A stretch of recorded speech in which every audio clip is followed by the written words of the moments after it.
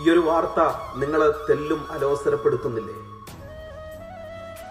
കോടികൾ തോറ്റു, മനുഷ്യത്വം ജയിച്ചു എന്ന് ആത്മവിശ്വാസം കൊണ്ട നമ്മൾ മലയാളികൾ നമ്മുടെ മൂക്കിന്റെ താഴത്ത്, നമ്മുടെ കണ്ണിന്റെ മുമ്പിൽ പാവം പാവം 2 വൃദ്ധ ദമ്പതികൾ ഇരുന്ന ഇരുപ്പിൽ മരണപ്പെട്ടു പോയിട്ടുണ്ട്.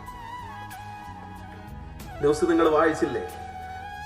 ശരീരവും ഇരുന്ന സ്ഥലവും തമ്മിൽ ഒട്ടിപ്പോയിട്ടുണ്ട് എന്നാണ്. ചൂട് കൊണ്ട് കണ്ണു കാണാത്ത തന്റെ പ്രിയ പത്നി തൊട്ടടുത്ത്, അറിയില്ല അന്ന് തന്നെയാണോ അതോ ഈ ഒരു കാഴ്ച, ഈ ഒരു അനങ്ങാതെ നിൽക്കുന്ന തന്റെ ദൈവതുല്യനായിട്ടുള്ള ഭർത്താവിന്റെ അനക്കം കേൾക്കാഞ്ഞിട്ട് നെഞ്ചു പൊട്ടി മരിച്ചതാണോ എന്നറിയില്ല.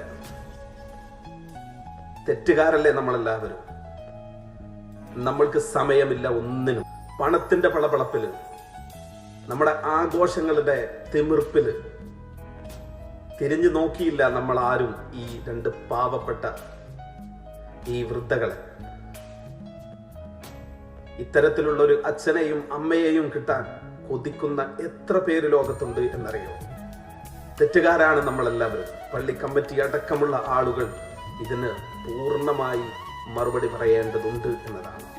സഹജീവികളെ തിരിഞ്ഞു നോക്കാൻ അറിയാത്ത, പണത്തിന്റെ പളപളപ്പിൽ മറന്നു പോകുന്ന ഒരു സമൂഹം നമുക്ക് മുമ്പിൽ വളർന്നു വരുന്നത് അപകടമാണത്.